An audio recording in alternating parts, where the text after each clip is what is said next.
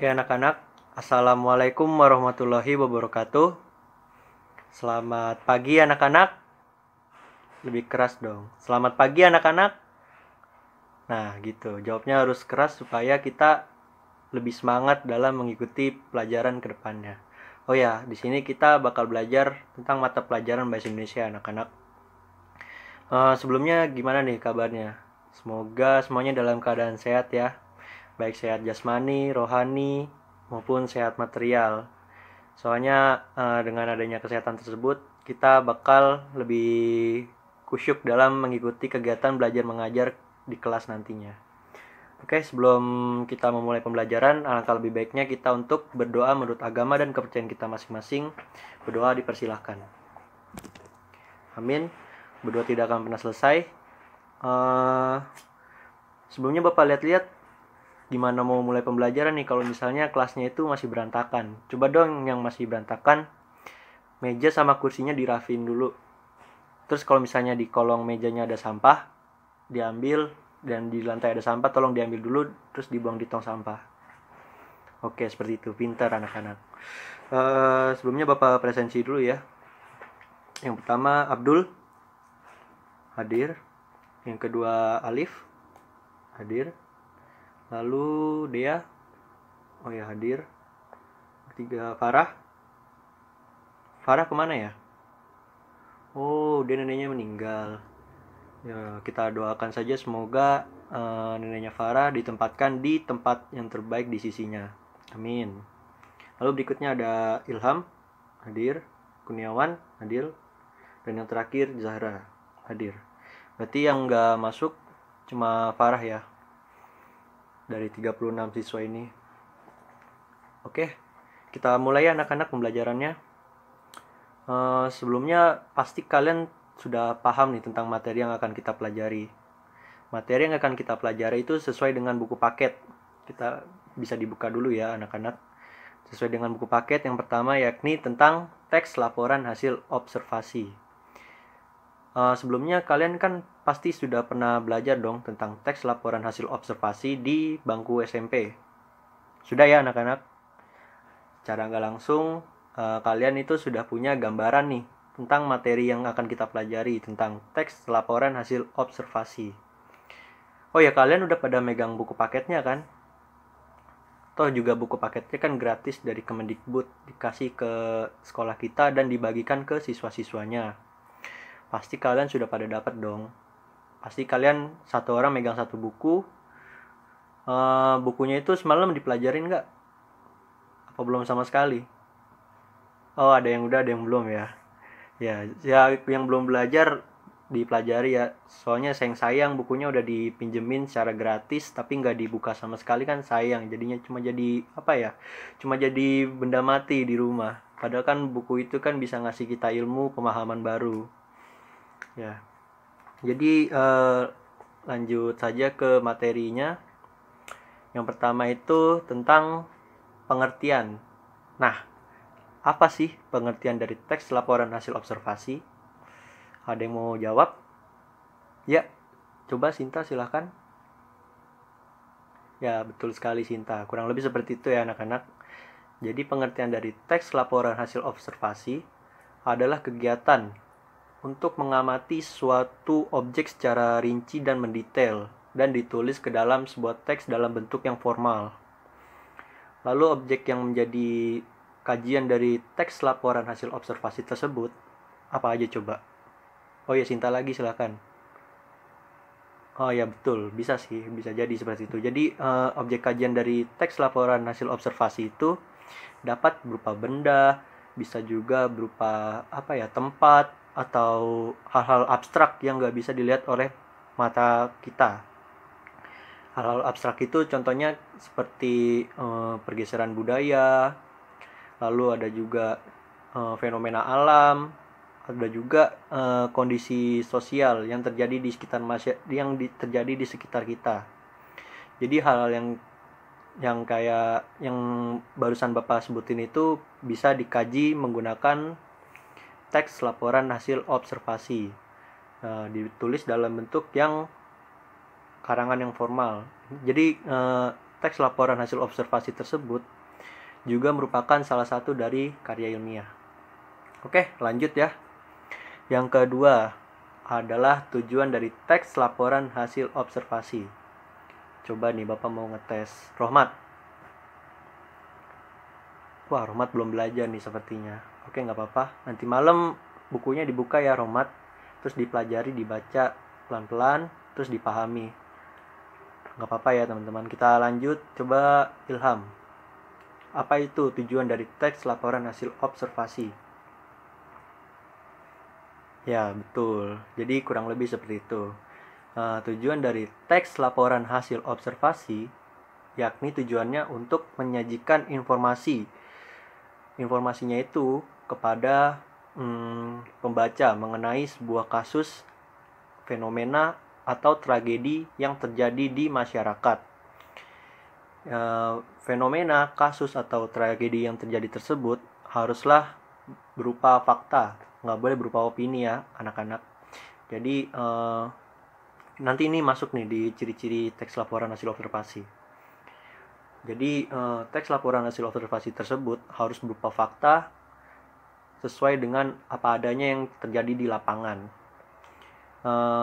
Teks laporan hasil observasi tersebut juga bisa dijadikan untuk media mengajak masyarakat atau berupa berupa himbauan kepada masyarakat untuk melakukan tindakan yang positif. Contohnya itu seperti teks laporan hasil observasi yang membahas tentang buruknya membuang sampah sembarangan. Seperti itu. Oke, kita lanjut ke materi berikutnya, yakni ciri-ciri dari teks laporan hasil observasi. Ada yang mau jawab nggak? Waduh, kok sepi gini sih? Udah pada lemes ya? Capek ya? Oke, biar nggak capek kita ice breaking dulu ya. Setuju nggak kawan-kawan? Oke, setuju ya. Jadi ice breakingnya itu kita nyanyi bareng-bareng. Pasti kalian tahu dong tentang ini, lagu Marina Menari. Soalnya kan pernah diajarin di pramuka kan. Oke, kita bakal nyanyiin lagu Marina Menari. Oh, ada yang belum tahu. Jadi yang belum tahu kayak gini. Jadi lagunya itu kayak Marina Menari, tapi dengan gerakan juga. Gerakannya itu Marinanya seperti ini, menari seperti ini, di atas itu seperti ini, kepala di atas kepala seperti ini. Jadi kita tinggal ikutin nadanya aja. Oke, bisa ya anak-anak paham ya? Oke, kita mulai ya ice breakingnya. 1, 2, 3. Marina menari di atas menara, di atas menara. Marina menari, Marina menari di atas menara, di atas menara. Marina merana. Asik. Udah seger ya anak-anak? Udah seger dong pastinya. Oke, karena kalian udah seger, udah balik lagi, moodnya udah fresh, kita balik lagi ya ke materi. Kita lanjut. Tadi sampai mana? Oh ya, sampai tujuan. Habis tujuan itu ada ciri-ciri ya. Ada yang mau jawab nggak? Apa itu ciri-ciri dari teks? Apa saja ciri-ciri dari teks laporan hasil observasi? Oh ya, coba Agus. Oh ya, betul. Jadi ciri-ciri dari teks laporan hasil observasi itu ada 4. Tadi juga salah satunya udah Bapak singgung, yakni yang pertama itu faktual.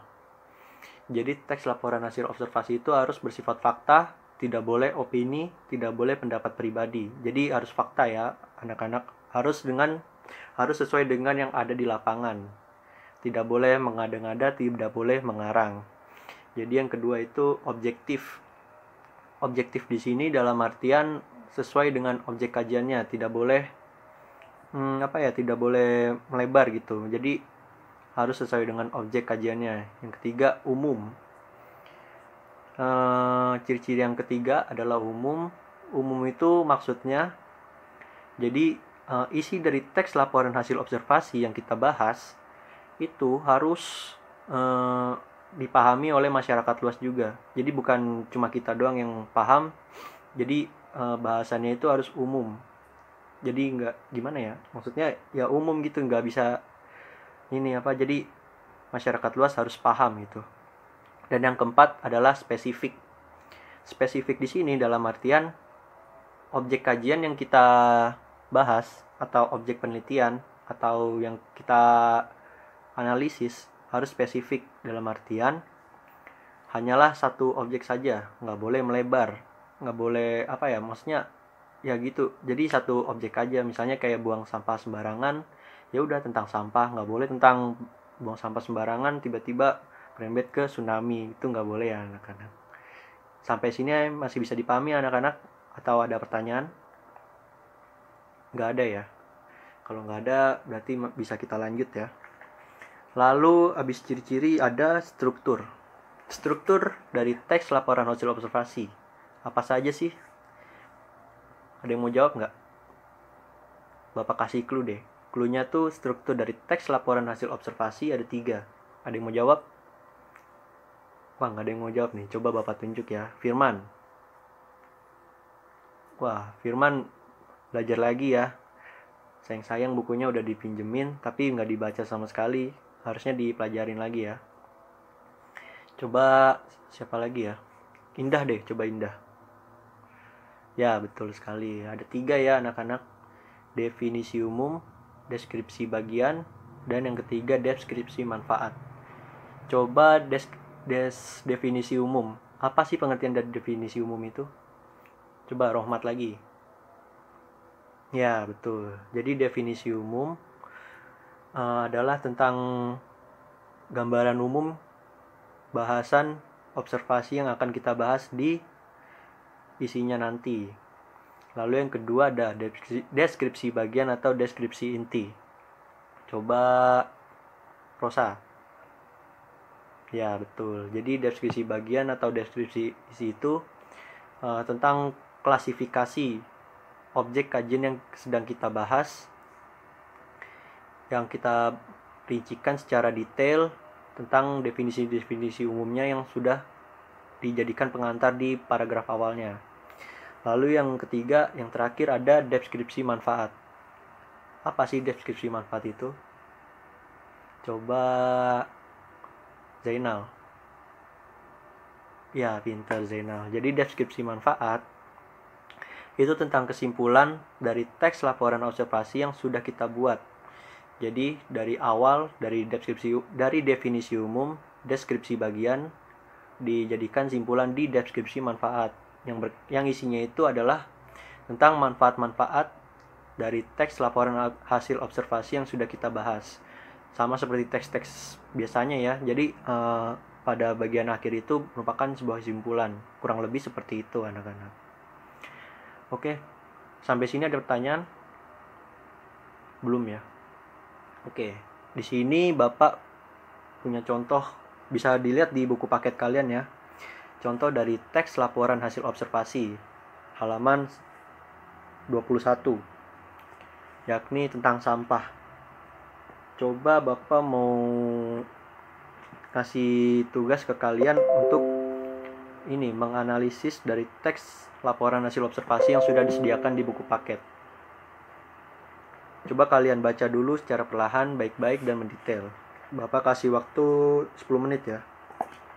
Oke, silakan. Selamat membaca. Oke, sudah ya anak-anak. Sekarang kita diskusikan hasil teks yang sudah kita baca bareng-bareng. Kita diskusikan di kelas. Apakah sudah sesuai dengan materi-materi yang sudah kita baca sebelumnya? Coba di sini Bapak mau tanya ke Sinta. Sinta, teks laporan hasil observasi tersebut apakah sesuai dengan ciri-cirinya? Apakah bahasanya bersifat faktual? Ya, pintar. Jadi teks ini sudah sesuai ya, bahasanya faktual, menggunakan bahasa baku, tidak ada ini juga kosakata yang tidak baku gitu. Jadi kata-katanya baku semua. Lalu berikutnya Tommy, apakah teks ini sudah bersifat objektif? Oh ya, pintar. Jadi teks yang sudah disediakan di buku paket itu sudah bersifat objektif ya anak-anak.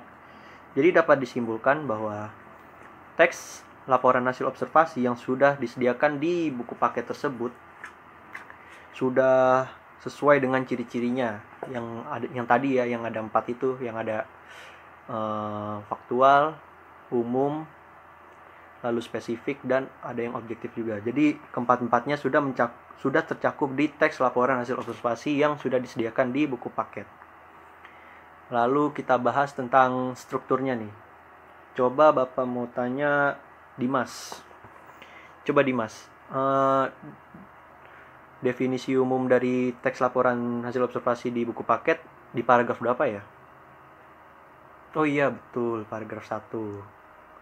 Coba Tommy lagi. Deskripsi bagian di teks laporan hasil observasi yang berjudul sampah tersebut di paragraf berapa ya? 2 dan 3. Coba yang lain. Oh ya, coba Sinta. Nah, itu lebih tepatnya. Jadi deskripsi bagian itu ada di paragraf 2, 3, dan 4. Coba Zahra, kalau deskripsi manfaat di teks laporan hasil observasi tersebut di paragraf berapa ya? Iya, betul, di paragraf terakhir, di paragraf 5.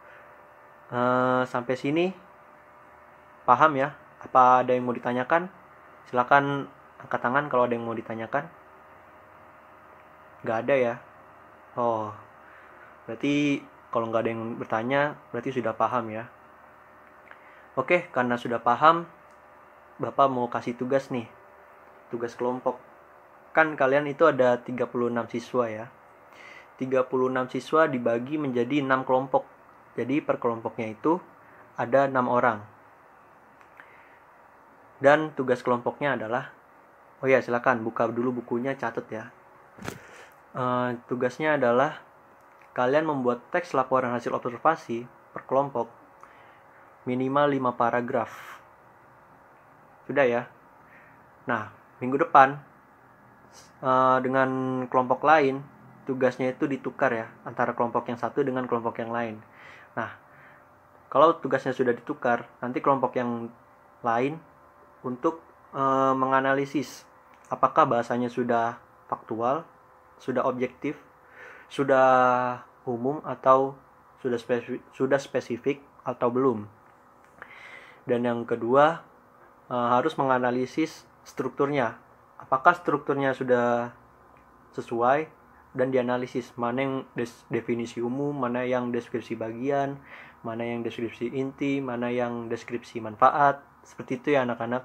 Bisa dipahami ya anak-anak? Oh ya, bisa. Baik, tidak berasa kita sudah di jam pelajaran kita sudah mau habis. Bapak simpulin ya. Jadi simpulannya adalah pengertian dari teks laporan hasil observasi adalah sebuah teks yang berguna untuk mengamati suatu objek kajian secara rinci dan mendetail. Lalu tujuan dari teks laporan hasil observasi untuk menyajikan informasi kepada masyarakat ataupun kepada pembaca mengenai sebuah kasus, fenomena, ataupun sebuah tragedi yang terjadi di lapangan sesuai dengan fakta. Lalu ciri-ciri dari teks laporan hasil observasi itu ada 4. Ada faktual, ada umum, terus spesifik, dan juga objektif. Lalu struktur dari teks laporan hasil observasi ada 3. Tadi apa saja, ayo Firman? Ya betul, jadi ada definisi umum, deskripsi isi atau bagian, dan yang terakhir ada deskripsi manfaat. Lalu udah ya, seperti itu ya anak-anak. Paham ya sama tugas kelompoknya? Oke. Baik. Saya akhiri anak-anak, kurang lebihnya mohon dimaafkan. Wabillahi taufik wal hidayah. Wassalamualaikum warahmatullahi wabarakatuh.